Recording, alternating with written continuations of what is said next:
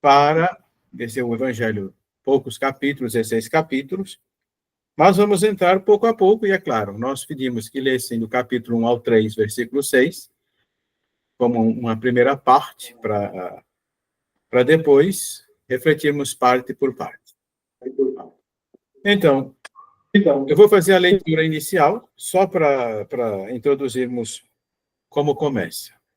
Princípio do Evangelho de Jesus Cristo, Filho de Deus. Conforme está escrito no profeta Isaías: Eis que eu envio o meu mensageiro diante de ti, a fim de preparar o teu caminho. Voz do que chama no deserto, preparai o caminho do Senhor, aplanai as suas veredas.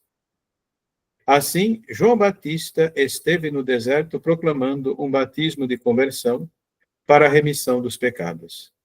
E iam até ele toda a região da Judéia e todos os habitantes de Jerusalém, e eram batizados por ele no Rio Jordão, confessando seus pecados. João se vestia de couro de camelo e se alimentava de gafanhotos e mel silvestre. E proclamava: depois de mim, vem o mais forte do que eu, a quem não sou digno de, abaixando-me, desatar a correia das sandálias.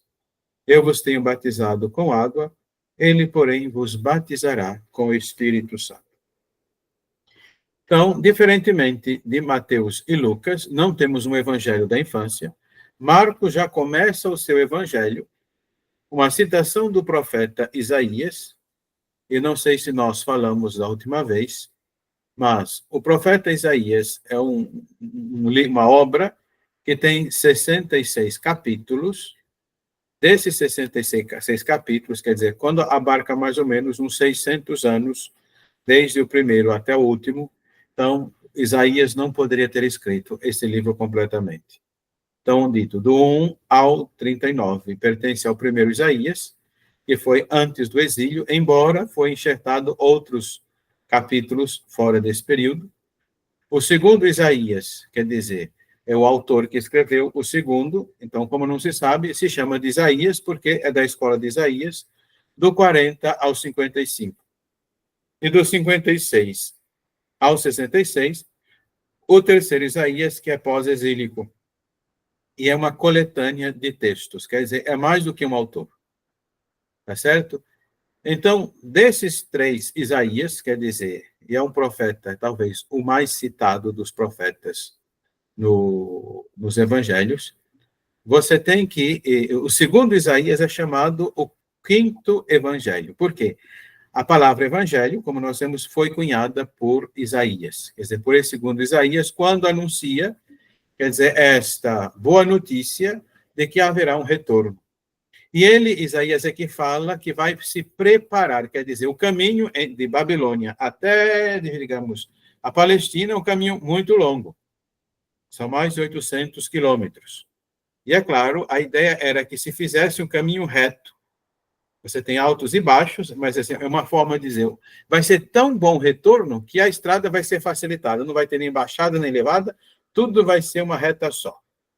E esta profecia, então, agora apresentada por Marcos, como se aquilo que Isaías disse do retorno dos exilados fosse, na verdade, uma preparação para acolher o Messias que vem. Quer dizer, o povo espera o Messias, e é interessante sempre recordar.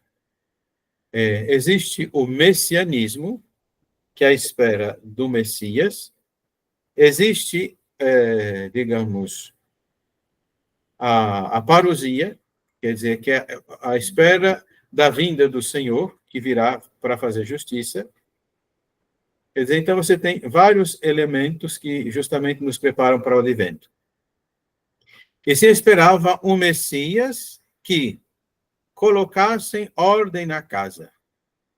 Quer dizer, o mundo estava de cabeça para baixo, seria necessário que Deus enviasse um ungido seu, para que chegando, e quer dizer, o discurso de São João Batista, apresentado em Mateus e Lucas, vai falar muito desse Messias que vem ordenar, vem como machado para cortar a árvore, vem recolher o trigo, jogar a palha seca para ser queimada, quer dizer, ele virá por ordem no mundo.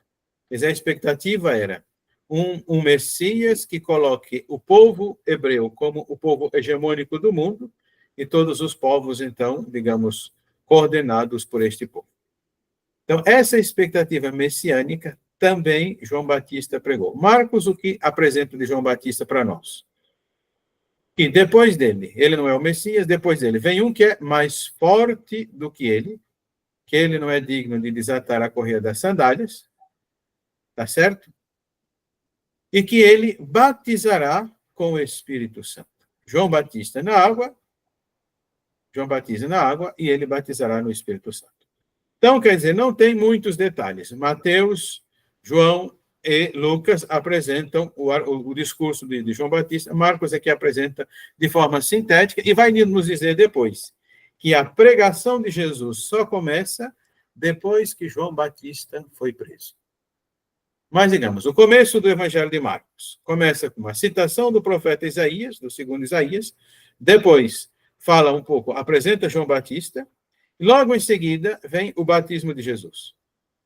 Do batismo de Jesus, o que nós temos também, quer dizer, é também bem sintético, aconteceu naqueles dias que Jesus veio de Nazaré da Galileia e foi batizado por João no Rio Jordão.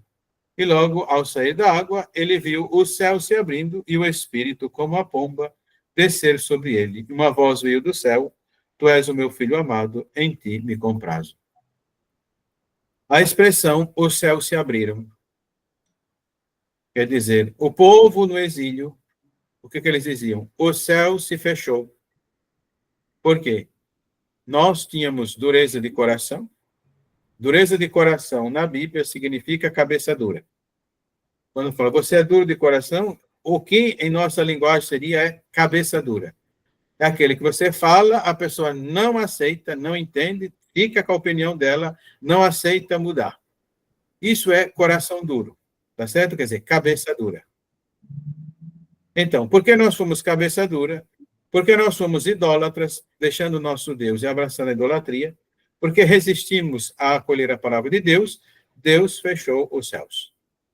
Quer dizer, fechou o céu significa que o espírito de profecia não vem sobre nós. Mas, quando estiver chegando o Messias, o céu se abrirá. O céu se abrirá e vai jorrar dos céus o Salvador. Quer dizer, aquilo que vamos cantar no Advento.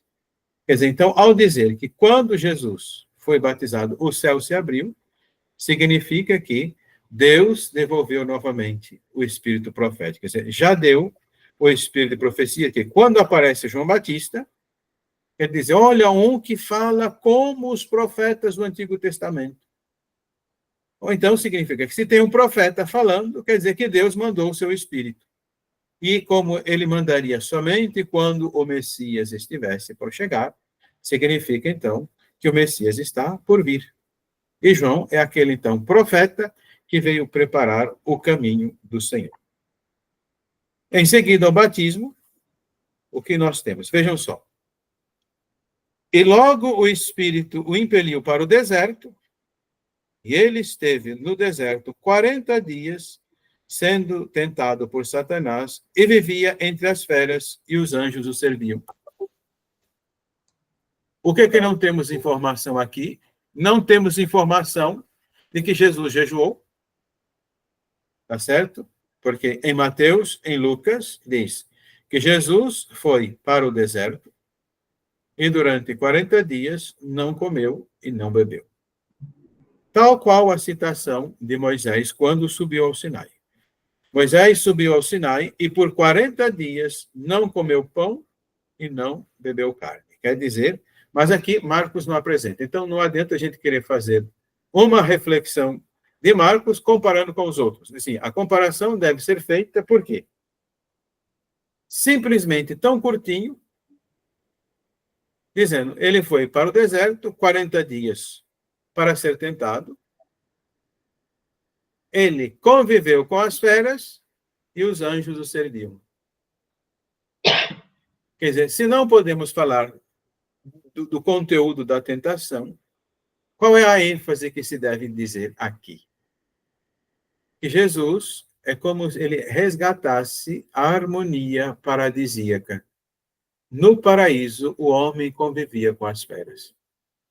Tá certo? Então, esses 40 dias de provação é uma convivência harmônica com a natureza. Quer dizer, convive com as feras e é servido pelos anjos. Então, não vamos falar das tentações, tá? Porque não é objeto do Evangelho de Marcos. Se fosse Lucas ou Mateus, falaríamos. Como não é, vamos respeitar o que o evangelista simplesmente diz. Concluído isto, o que é que nós temos? Jesus começa, então, quer dizer, o seu ministério, a sua pregação, mas Marcos frisa isto, no versículo 14. Depois que João foi preso, veio Jesus para a Galileia proclamando o evangelho de Deus. O tempo está realizando e o reino de Deus está próximo. Convertei-vos e crede no evangelho. É curioso que em Mateus a pregação de João Batista já é essa de Jesus. O reino de Deus está próximo, convertei-vos e crede no evangelho. E Jesus começa a sua pregação assim. Mas é fundamental isso. João Batista está preso, mas Jesus começa a pregar. Quer dizer, o anúncio do evangelho, quer dizer, desta boa notícia, e caminhando junto ao mar da Galileia, viu Simão e André, irmão de Simão, lançavam a rede ao mar, pois eram pescadores. Disse-lhe Jesus: segui-me, e eu vos tornarei pescadores de homens. E imediatamente, deixando as redes, eles o seguiram. Um pouco adiante, viu Tiago, filho de Zebedeu, e João, seu irmão, consertando as redes no barco, e logo os chamou, e eles, deixando o pai Zebedeu no barco, com os empregados, o seguiram. Então, quer dizer, é uma coisa bem seca. Claro que sempre faremos uma comparação. Mateus também é a mesma coisa. Coloca a tentação no deserto, Jesus começa a pregação e o primeiro, como diz, o primeiro gesto de Jesus é chamar discípulos para o reino. Chama os 4 primeiros discípulos, Pedro e André, quer dizer, Simão, o nome dele, Simão e André, Tiago e João. Então, são os 4 primeiros discípulos, e logo vai apresentar uma jornada em Cafarnaum. O que vai logo seguindo? Dizer que num dia de sábado, Jesus, na sinagoga, ele prega. Então, temos a pregação de Jesus numa sinagoga. Não sabemos o que ele pregou, mas que ele pregou. A admiração do povo.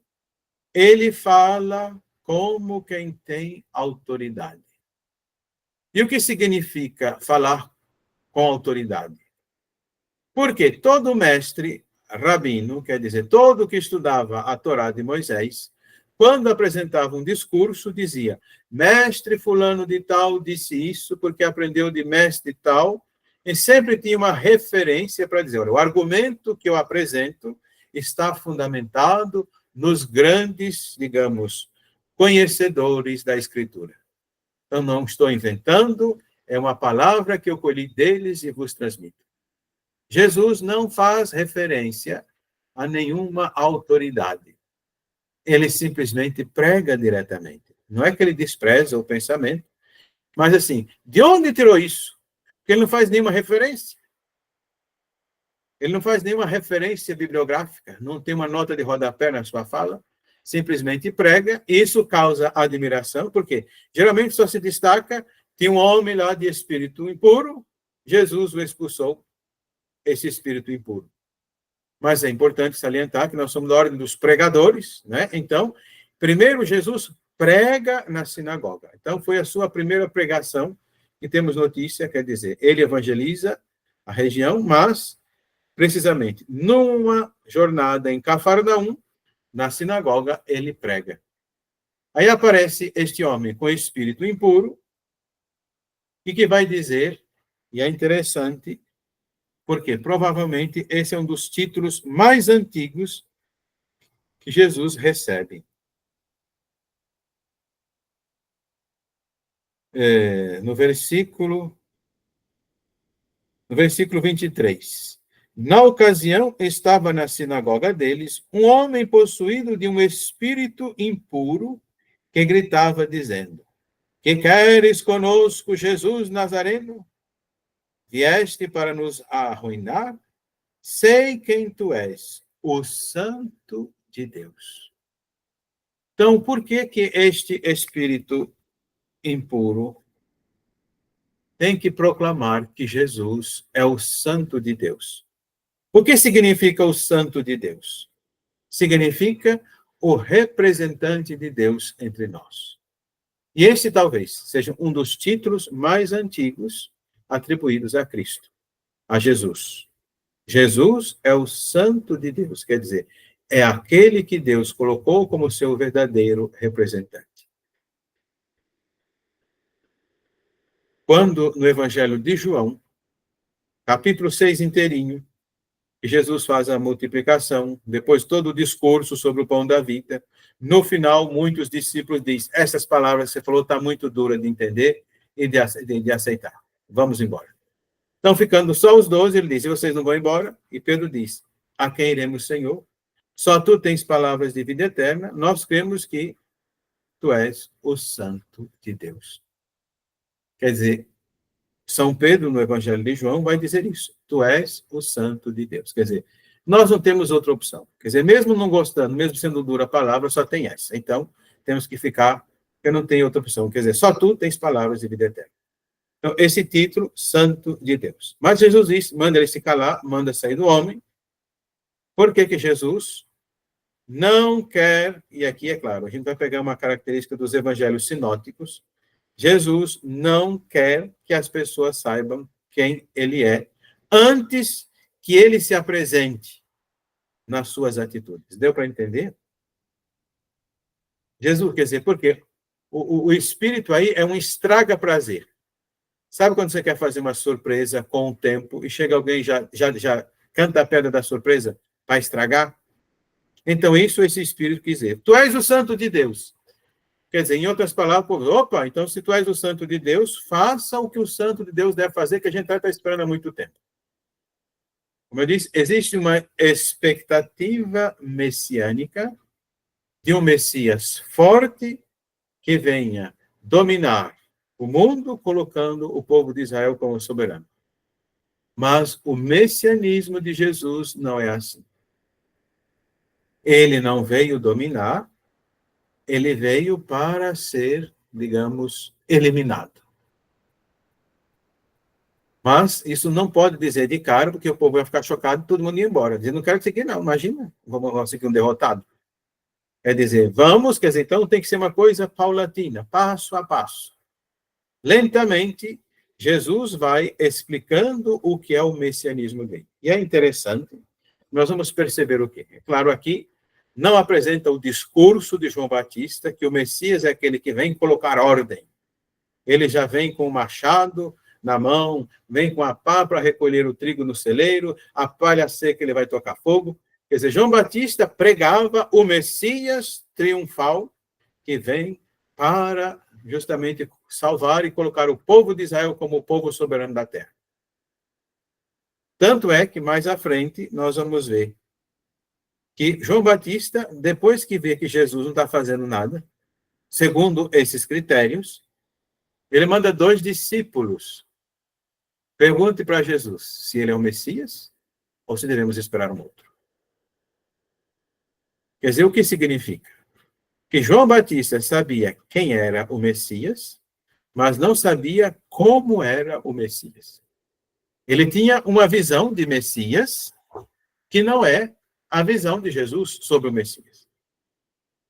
É interessante se olharmos no livro do Apocalipse, uma passagem em que se apresenta o livro, quer dizer, a revelação, que tem selos, o livro escrito por dentro e por fora, selado por 7 selos, e que o anjo diz, não foi encontrado ninguém na terra capaz de abrir esse livro, que é a revelação, e comunicar para os homens. E ele então chorou, porque disse, não tem quem abra, então ele chora, diz o anjo, não chore. Por quê? Porque o leão da tribo de Judá vem vencedor e ele vem abrir. Então, o que quer dizer? O anjo anuncia, o mensageiro anuncia o quê? Um leão. E ele olha e o que vê? Um cordeiro imolado e de pé. E cadê o leão? Falou de um leão e vê um cordeiro. O que isso significa? A perspectiva messiânica. Se esperava um Messias, um leão, um animal forte, imponente, e chegou um cordeiro que se deixou ser assassinado. Vejam as diferenças, quer dizer, o messianismo de Jesus não corresponde de imediato com a expectativa de um Messias do povo. Então, quer dizer, o que esse espírito impuro, quando ele grita, para que todo mundo escute, é para estragar a pregação de Jesus, a missão de Jesus. Porque o povo, se soubesse, você é o Messias, então faça o que o Messias tem que fazer. E ele teria que dizer, não. Vocês não sabem o que é o Messias. Vocês têm uma expectativa, mas o Pai tem outra. E as pessoas ficam o quê? Admiradas com Jesus, porque além de pregar com autoridade, ele tem o poder sobre os espíritos impuros. Aí diz que Jesus, da sinagoga, vai para a casa de Simão e André. E ali estava doente a sogra de Simão. Jesus, ela estava com febre. Jesus estende a mão, ela se levanta e se coloca a serviço. E é interessante esta frase, quer dizer, e essas duas passagens. Por quê? Porque o levantar em grego se diz anastasis. O nome anastasia significa levantar. Ressurreição, mas quer dizer levantar. E muitas vezes, quando o evangelho diz e levantou, está querendo falar do quê? De uma ressurreição. É interessante comparar a sogra de Pedro, que se levanta para servir, depois a vocação de Levi, de Mateus, que se levanta para seguir. Quer dizer, Jesus faz a enferma, porque eles achavam que a febre fosse uma espécie de possessão. Mas Jesus cura da doença para que a pessoa se levante e sirva. Mateus é aquele que se levanta e segue. Então, isso é muito interessante, fazer esse paralelo depois, a vocação de Levi mais para frente. E aqui o que nós temos também de elemento rico. Vejam, primeiro Jesus cura um homem de espírito impuro na sinagoga, cura uma mulher na casa. Quer dizer, o ambiente social, o ambiente familiar. O homem e a mulher, como Adão e Eva. É como diz, Jesus é aquele que veio para sanar a humanidade de todos os seus males, tanto na vida pública como na vida familiar. Tá certo? E aqui, o que vai seguir? Que depois vão trazer muitos doentes, quer dizer, Jesus cura os doentes e expulsa os espíritos maus. Então, é cura e exorcismo. E então ele diz, não, eu ainda tenho que fazer muita cura por aí, tenho que anunciar para outras pessoas, não posso ficar preso aqui resolvendo todos os problemas. A sua cura é para ser um sinal, vamos dizer assim, um sinal de que ele é o Messias, e esse messianismo dele é diferente dessa expectativa de um triunfalismo político, digamos, de liderança política de dominar, para colocar aquele povo como soberano, mas ele quer um outro tipo de soberania, a do amor. Em que, quando os dois discípulos de João Batista perguntam, olha, João Batista nos mandou perguntando se o Senhor é o Messias ou se deve esperar um outro. O que Jesus diz? Venham, vejam, o que vocês escutarem, o que vocês constatarem, diga João Batista. Jesus não diz que sim, nem que não. Diz, tirem vocês as suas conclusões e diga João Batista, se sou ou se não sou. E qual é o discurso de Jesus? Os cegos vêm, os surdos ouvem, os paralíticos andam, os leprosos são purificados, os mortos ressuscitam, a boa nova é anunciada aos pobres. Eis o que é o messianismo de Jesus. é devolver a vida onde a vida não existe. É devolver a dignidade às pessoas que perderam. É esse o sentido do messianismo de Jesus. Quer dizer, e aqueles que entrarem nessa dinâmica serão os protagonistas do reino. Então, por isso que ele cura e expulsa espíritos maus. A Jesus, então, digamos, vai se ausentar um pouco, tá certo? Que no versículo 35, de madrugada, estando ainda escuro, ele se levantou e retirou-se para um lugar deserto. E ali orava. Então, Jesus é um homem de oração. O evangelista Lucas vai nos ensinar que Jesus é mestre de oração, não porque ensina a rezar, mas porque reza. E porque reza, os discípulos pedem a ele, ensina-nos a rezar. Então, você se torna mestre de oração se você rezar. Então, Simão diz para ele,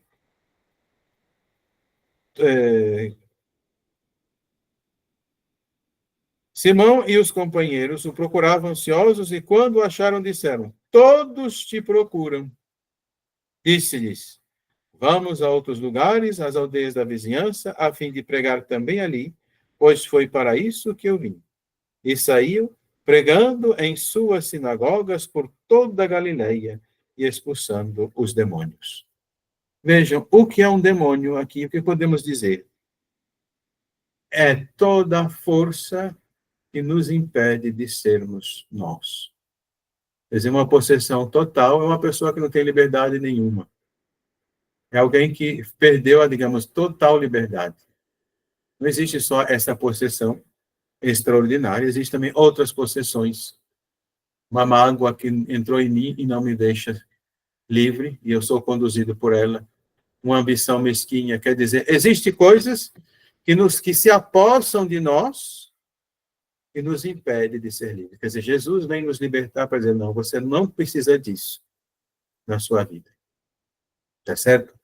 Podemos dizer assim, como os vícios capitais, quer dizer, aquilo que às vezes, nossa, eu tenho um defeito e não consigo superar. Então tem que pedir a Jesus, afasta de mim, arranca de mim este mal. Aí vem então um leproso, que vem pedir a Jesus uma cura. Se queres, podes me limpar. Jesus, eu quero ficar limpo. Mas você vai se apresentar. Primeira coisa, não diga nada para ninguém. Isso aí é igual você contar um segredo para alguém. Não diga nada para ninguém. A pessoa pode deixar que eu não conto para ninguém. Só vou contar para os meus amigos de confiança, e eles vão contar para os amigos de confiança deles, e eles para os amigos de confiança, e de repente alguém vem te contar uma coisa que você disse. Olha, eu fiquei sabendo isso de você, é verdade? Você nem me contou, não sou seu amigo, papapá. Como é que você soube? Não, porque aí o assunto espalha. Então Jesus diz, não conte para ninguém. Mas vai te apresentar o sacerdote. Por que vai se apresentar o sacerdote?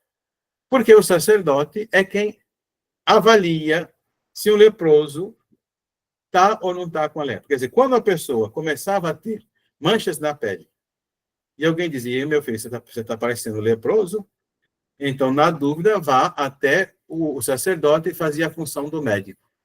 Então, ele avaliava e dizia, você está com lepra, e agora você tem que vestir assim, você tem que viver isolado da sociedade, e se por acaso você vê alguém se aproximando, grita, impuro, impuro, para a pessoa desviar o caminho. Quer dizer, você está condenado à exclusão social.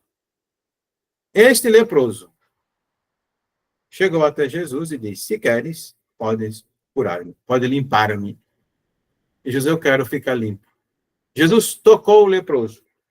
Então, o fato de tocar o leproso, pela lei da pureza, faz com que, se você toca um objeto impuro, você se torne impuro. Quer dizer, Jesus se tornou impuro. Certo? Porque se tocou o leproso. Jesus, então, como por isso, não conte nada para ninguém, porque senão vão dizer que eu vou ter que fazer uma quarentena. Isso é igual na época da Covid. Teve contato fora, então fica 40 dias até a gente saber se você está ou não contaminado. Só que lá é uma questão da pureza ritual. Então, Jesus teve que andar um pouco oculto por uns dias, não podia entrar na cidade. Por quê? ficaram sabendo que ele curou um leproso, mas tocou o leproso, está impuro. Compreendi.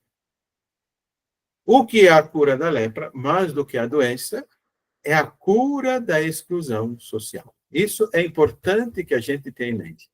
Curar um leproso é curar o excluído da sociedade, para que ele volte a ter a convivência novamente. Tá certo? Bom, e aí, é claro, nós não vamos esgotar o evangelho, mas o importante é que nós, quer dizer, até aqui, quer dizer, é uma coisa, se acabasse o evangelho aqui, Jesus, sem problema, cadê a polêmica? Nenhuma polêmica até agora, tá vendo? Então, vamos só fazer uma recapitulação. Citação do profeta Isaías, a pregação de João Batista, batismo de Jesus, a tentação no deserto, Jesus começa a pregação depois que João Batista é preso, chama os 4 primeiros discípulos, podemos dizer 5 mistérios. Dá para você rezar um terço, os 5 primeiros mistérios do evangelista Marcos. Depois você tem Jesus na sinagoga prega, Jesus expulsa um espírito impuro na sinagoga, Jesus cura a sogra de Pedro, Jesus cura enfermos e expulsa demônios, Jesus purifica um leproso. Olha, já dá outro terço, outros 5 mistérios. Então, até aqui, nada de polêmica. Todavia, a coisa começa a complicar. Nós vamos ter 5 episódios, podemos dizer 5 controvérsias ou 5 polêmicas. Quer dizer, Jesus começa a entrar em encrenca. São 5 passagens que se seguem em que Jesus começa a encontrar opositores. Vocês leram, fizeram a lição de casa, não fizeram? Espero que tenham lido mais de 10 vezes, né, para poder memorizar de cor o texto evangélico, para saber o que Marcos diz e o que Marcos não diz. Mas a primeira polêmica temos a cura de como se diz, de um paralítico. Depois temos a vocação de Levi. Temos a questão do jejum. Temos colher espigas no dia de sábado. E temos a cura de um homem com a mão seca, na sinagoga, no dia de sábado. Então, estes 5, digamos, episódios, em cada um deles, nós vamos entender quem é Jesus, lembre-se, quem é Jesus. Marcos vai apresentar nestas 5 perícopes quem é Jesus e quais são as polêmicas que Jesus enfrentou por causa dele ser ele mesmo. Ok? Qual é a primeira polêmica? Um paralítico que é levado por 4 homens, quer dizer, 4 homens levam um paralítico a Jesus num leito, quer dizer, numa maca, vamos dizer assim, né? Uma maca, que é um leito para nós, então, uma maca. E ali, o que é que Jesus diz? O que é que o homem paralítico esperava que Jesus dissesse? Levanta e anda. Jesus não faz isso de imediato. Jesus chega e diz: os teus pecados estão perdoados. Isso já provocou o coração de alguém que disse: quem esse homem pensa que ele é? Ele está blasfemando. Só Deus pode perdoar pecados. Então, preste atenção no que diz esse homem da lei. Só Deus pode perdoar pecados. Se Jesus diz: os teus pecados estão perdoados, qual é a lógica? Se só Deus perdoa os pecados. E Jesus diz: teus pecados estão perdoados. Jesus está dizendo o quê? Eu sou Deus. E ele, então, sabendo o que passa no coração, quer dizer, no pensamento, lembre-se, coração é pensamento na Bíblia, ele vai dizer: o que é mais fácil dizer para esse homem? Teus pecados estão perdoados ou levanta-te e anda? É mais fácil dizer: teus pecados estão perdoados, porque quem garante? Ninguém pode provar que sim, nem que não. Quer dizer, pela lei, ele teria que oferecer sacrifícios. Deveria se arrepender e no templo oferecer um sacrifício para que Deus o perdoasse. Mas aqui, não fez sacrifício nenhum, já está perdoado o pecado. O que é mais fácil dizer? Porque se eu disser levanta e anda, e ele não levanta e não anda, vai dizer, você é um mentiroso. Então, para que saibais que o Filho do Homem tem poder sobre a terra, na terra de perdoar os pecados, ele diz ao paralítico, levanta e anda. É isto? E então, o homem se levanta e o povo vai dizer, glorificando a Deus, nunca vimos coisa igual. Então, qual é a polêmica?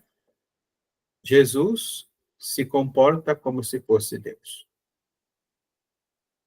E ao dizer, levanta-te e anda, ele provou que ele é Deus. Mas como que é Deus? Bom, só Deus pode perdoar pecados, e ele diz, para vocês terem certeza que os pecados foram perdoados, ele agora anda. Então, primeiro, Jesus é aquele que veio perdoar os pecados. Segunda controvérsia é a vocação de Levi. Levi, cobrador de impostos, estava na coletoria de impostos, Jesus passa e diz, segue-me, ele levanta e segue. Lembram da sogra? Levantou e serviu. Ele levantou e seguiu. Depois teve uma festa em casa de Mateus, Jesus está lá com os discípulos, e vem a segunda crítica. A primeira, lembra da primeira? Só Deus pode perdoar pecado. Esse homem está se achando o tal. Esse homem come com os pecadores. E Jesus vai dizer o quê? Não são os sãos que precisam de médico, e sim os doentes. O que Jesus está dizendo? Que ele é o médico que veio curar os enfermos. Eu não vim chamar justos, e sim os pecadores. Isso pode parecer ofensivo. E os justos? Segundo São Paulo, na Epístola aos Romanos, São Paulo, na Carta aos Romanos, ele vai apresentar, logo no início, a antropologia. Quer dizer, o que é o ser humano? O que é o homem? Então, existe o homem. Para o judeu, assim, existe o judeu e os não-judeus. O não-judeu é o pagão. É o povo que está no pecado, inserido no pecado. Então, Paulo descreve todos os pecados que o mundo grego conhecia. Dizendo, estes são os pagãos, os gentios. Os judeus, porém, conhecem a lei. Foram instruídos. Sabem o que é certo e errado diante de Deus. E, no entanto, pecaram do mesmo jeito. Então, uns pecaram porque não conheciam, outros, mesmo conhecido, pecaram. Todos pecaram. Todos estão privados da glória de Deus. E ele, para argumentar isso para os próprios judeus, diz, a própria Escritura diz, não há um sequer justo, não há nenhum sequer. Quer dizer, a Escritura diz que não existe justo. Se levardes em conta nossas faltas, quem haverá de subsistir? Quer dizer, quem é justo? Não chameis vosso servo a juízo, pois diante da vossa presença não é justo nenhum dos viventes. Então, Paulo argumenta com as passagens do Salmo, dizendo, a Escritura diz que não existe nenhum justo. Ninguém é justo diante de Deus. Nem mesmo você, fariseu, que se acha mais justo que o outro porque observa a lei de Moisés. Porque qual é o conceito de justo? É aquele que pratica a lei de Moisés. Se você observa tintim por tintim, você é justo. Esse é o conceito de justiça. É o que observa a lei. Mas, como diz São Paulo na Epístola aos Romanos, não há nenhum justo, não há nenhum sequer.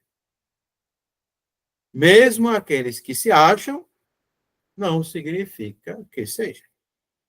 Possa ser que não sejam tão injustos, quer dizer, tão pecadores como os outros, mas diante de Deus não há nenhum justo. Então, quando Jesus diz, eu não vim chamar justos, podemos dizer, por que Jesus?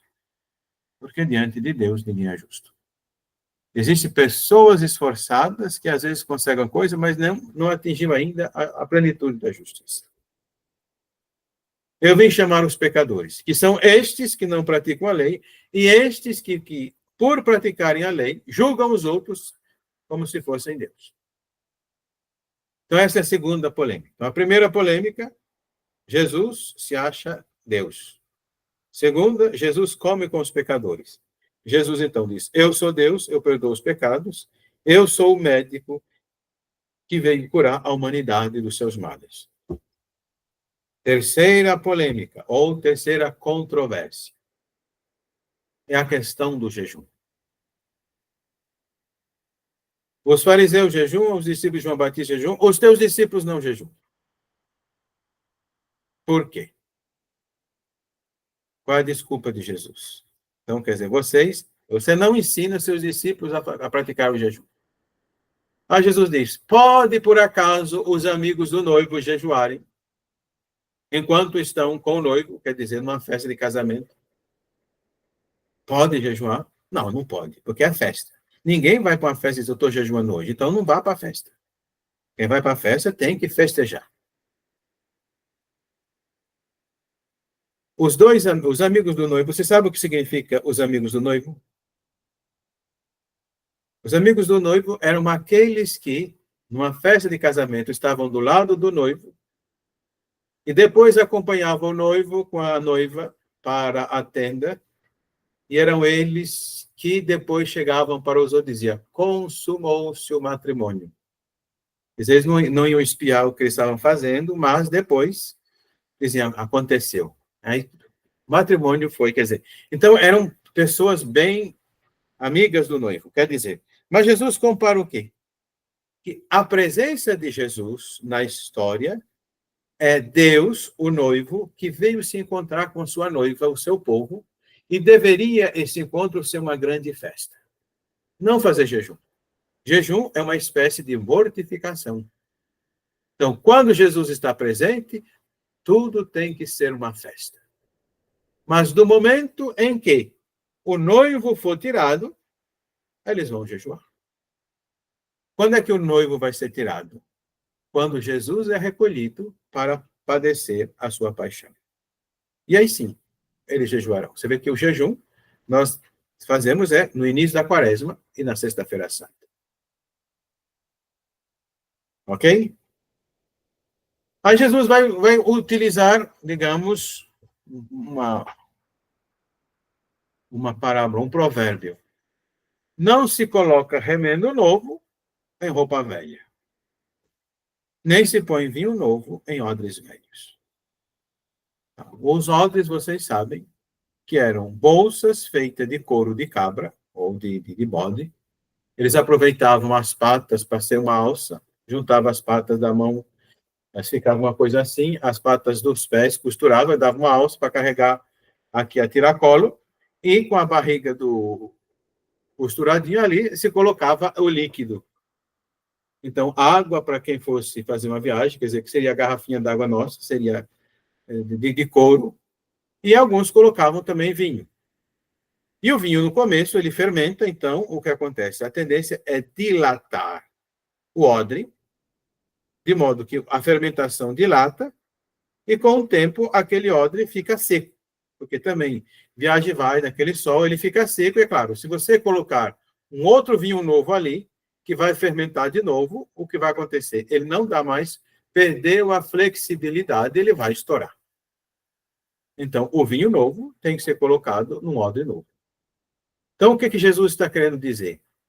Vocês que foram formatados na lei de Moisés e que não têm flexibilidade para aceitar a novidade do reino de Deus que eu estou trazendo, vocês vão arrebentar.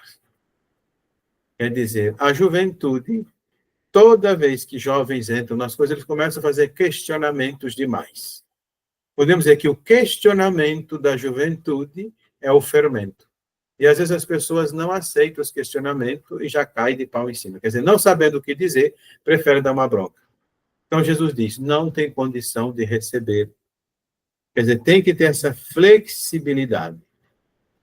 Para resolver esse problema da flexibilidade, o nosso carisma diz, estuda.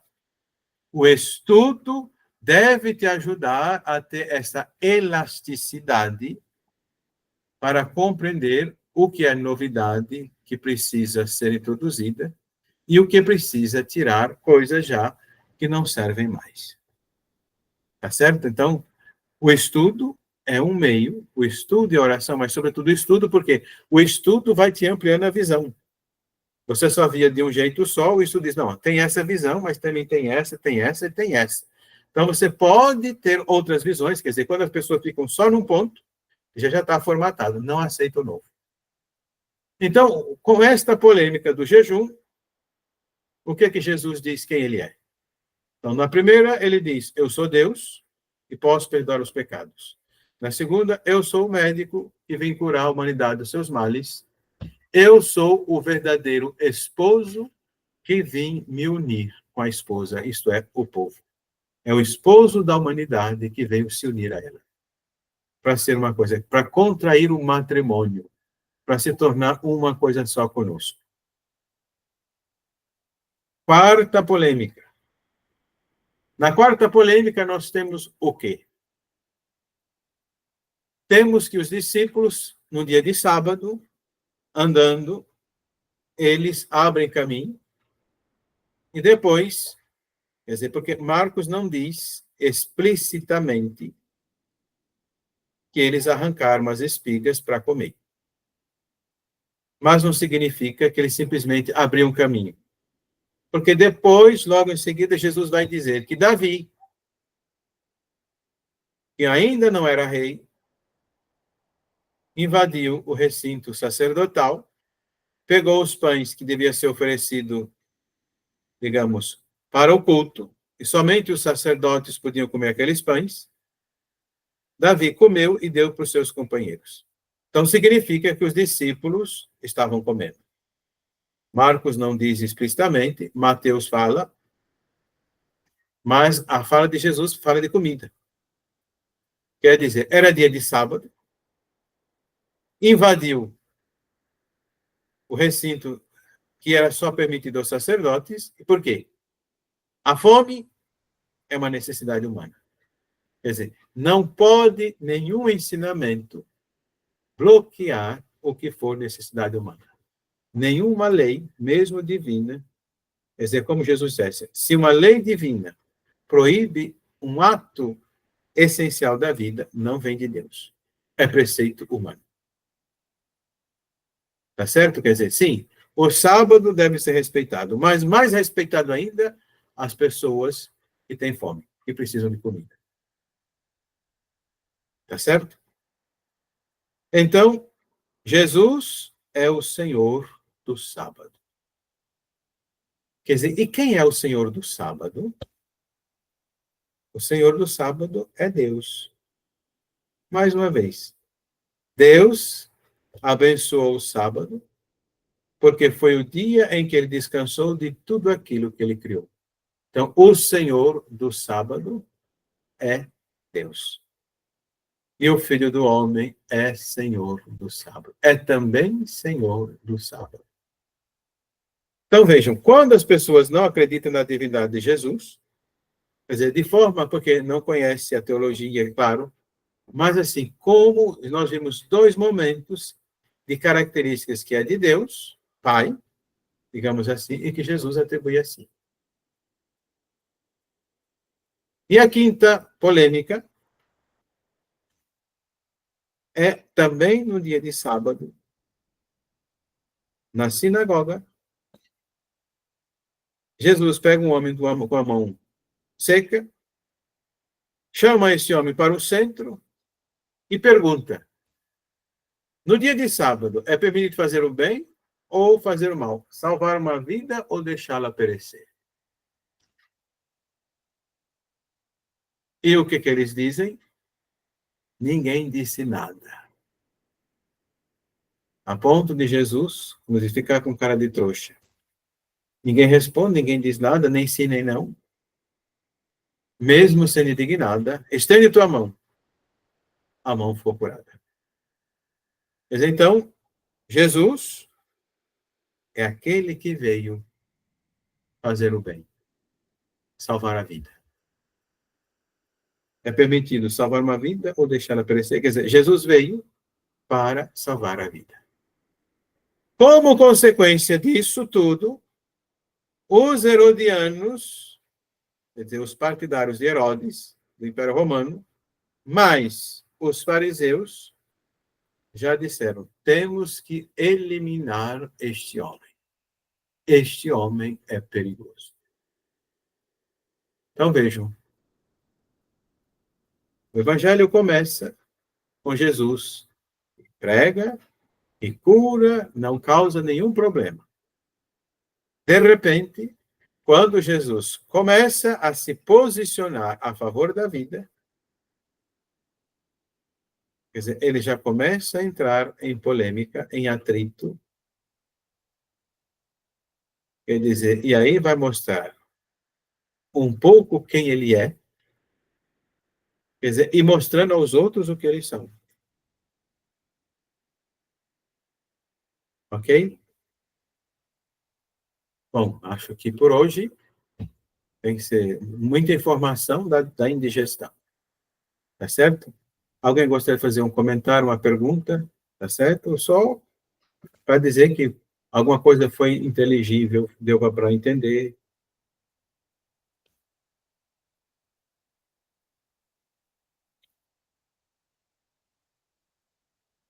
Os vossos pecados estão perdoados. Quer dizer, isso eu não posso fazer. Não sou Jesus. Tá? Sim, diga, Zé Valdir.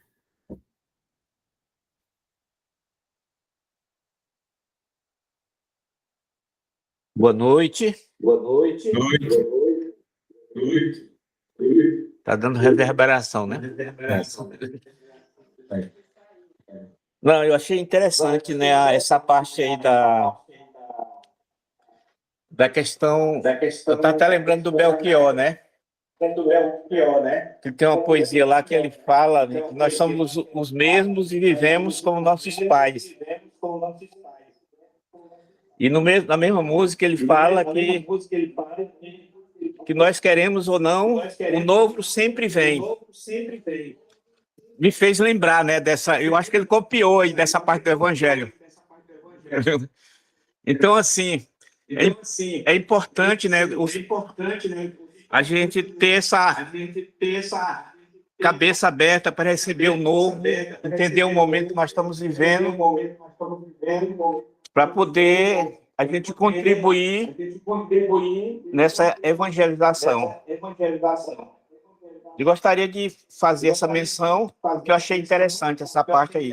A gente sempre está fechado, né, para coisas novas que está vindo, e a juventude já é um desafio, né?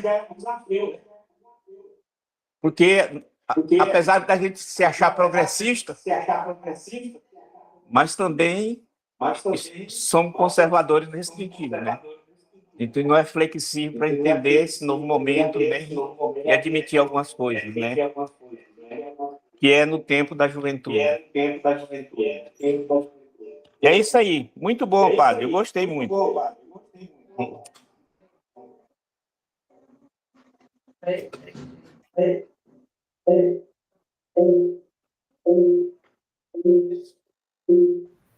Não, de fato, toda nova geração traz um questionamento. Mas, assim, ao mesmo tempo, os nossos jovens hoje, às vezes, não sabem o que questionar. Que eles não tiveram uma preparação para que pudesse, como se diz, querer um mundo realmente que faça com que se transforme esse mundo mais a favor da vida. Porque nós vivemos num período em que você tem que satisfazer tudo o que você tem vontade, e por isso as pessoas buscam a satisfação e não buscam a liberdade mais. Então, quer dizer, e temos que ajudar a juventude a dizer, são vocês que devem ser os protagonistas, mas já foram como se castrados para não serem os pioneiros do questionamento. Quer dizer, e aqueles que foram na juventude questionadores, questionam os jovens, por que vocês não estão assumindo o protagonismo? Por quê? Parece que castraram a juventude para ela não ser impulsionadora. Quer dizer, isso é uma grande injustiça sistêmica, mas, assim, existem jovens que ainda continuam sendo. Também no tempo de Jesus não eram todos. Jesus foi quer dizer, e tentou fazer com que os seus discípulos fossem estes que não aceitassem tudo, que eles não se satisfizessem, como esses herodianos, que dizem, já que ele está indo questionando a nossa estrutura, nós temos que dar um fim a ele. Isso então é interessante, só para reforçar o que foi dito.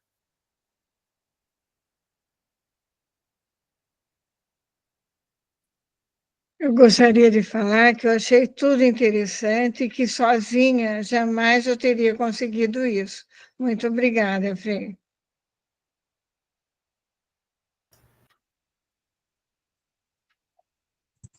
Eu quero também reforçar que para chegar a essa profundidade toda desse Messias social, desse Messias real, só mesmo através de um olhar dominicano, de alguém que tem essa experiência para poder provocar isso em nós.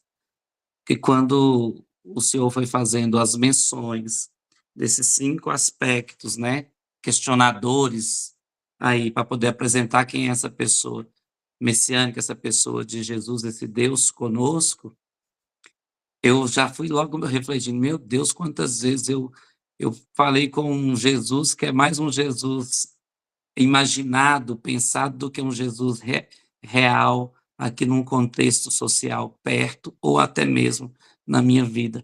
Então, trazer esse Jesus para a minha realidade foi impactante. Obrigado.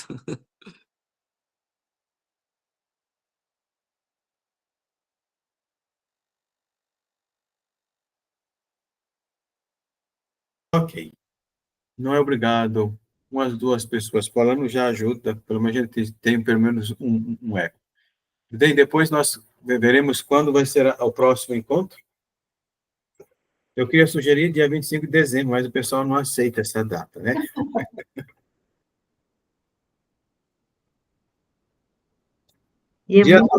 Dia 2 de dezembro pode ser ou é ruim para vocês?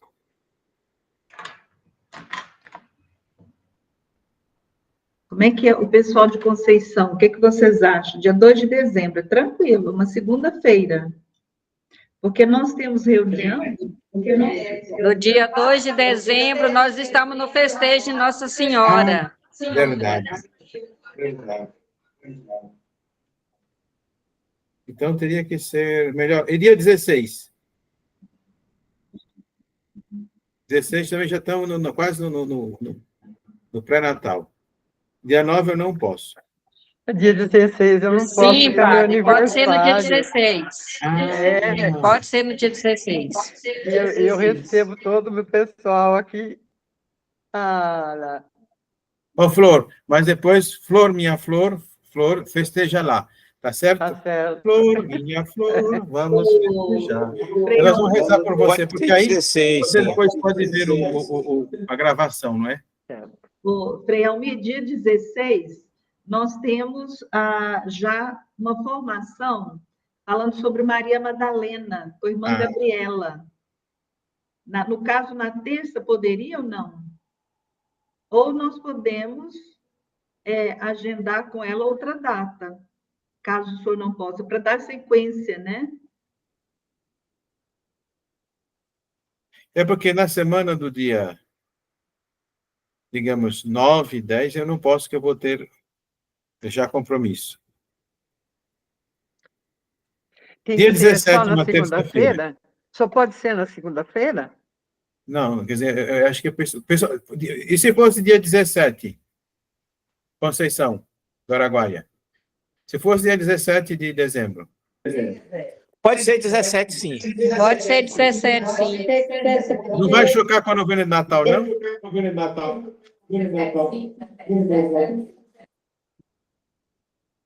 Choca com a novena de Natal, José Valdir, para vocês aí de Conceição? Para a gente pode ser dia 12. Ou dia 17. Então, 17 para mim é melhor. Então vamos fechar nessa data, então. Ok. Terça-feira. Fechado, então. Que aí ficaria, então, no dia... Aí, Flor, você pode, não pode? Viu, auxiliador? Antonieta. Claro que eu. A gente canta parabéns para você um dia a mais, não vai fazer tanta... Então, tá ok. Ótimo, então está marcado e a gente faz o link, viu, Zé Valdir? Já fica marcado, então. Dia 16 nós temos a Maria Madalena e dia 17 Frei Almir. E qual que é a tarefa, Frei Almir? Ler quais? Então, nós lemos aqui até o capítulo 3. O ideal seria, então, ler todo o 3 e o capítulo 4. Bom, para poder... Porque depois vai ficar um tempão sem... Olha, leiam até onde vocês puderem. Mas, digamos, a gente vai tentar chegar até o capítulo 7. Até o capítulo 7, se der. Também não vamos querer... Porque, assim, essa parte foi mais, como se diz, tinha que ser mais esmiuçada. Depois tem a parte das parábolas, tem outras passagens bíblicas, quer dizer, aí nós vamos fluindo, mas até o capítulo 7. Tá ok? Glória ao Pai, ao Filho e ao Espírito Santo. Como é no princípio, Agora e sempre. Amém. Tá bom? Uma boa noite, fique com Deus. Muito obrigada, viu? De nada. Quero convidar vocês para tomar um caldo aqui, ó. Tomar um caldo aqui agora. Olha que nós Aqui na casa da Rebotete, aqui, ó. Deixa eu ver. Obrigado. Muito obrigada, viu, pela presença de todos. Excelente, Frei Almir. Tá bom. Tchau, tchau. Obrigado. Obrigada, boa noite. Guarde o caldo para nós.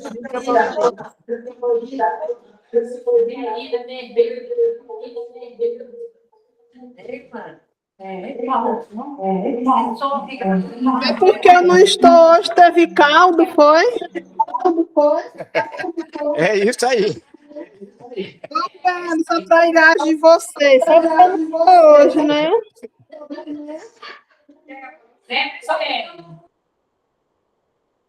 Nós vamos cobrar esse caldo, viu, Zé Valdir? Parabéns. Pois é, na próxima também que eu tiver no grupo aí, eu também quero. Obrigado, Lourdinha. Um abraço. Com Deus a todos. Uma boa noite. Amém. Boa Boa noite. noite. Boa noite, Terezinha. Boa noite, Terezinha.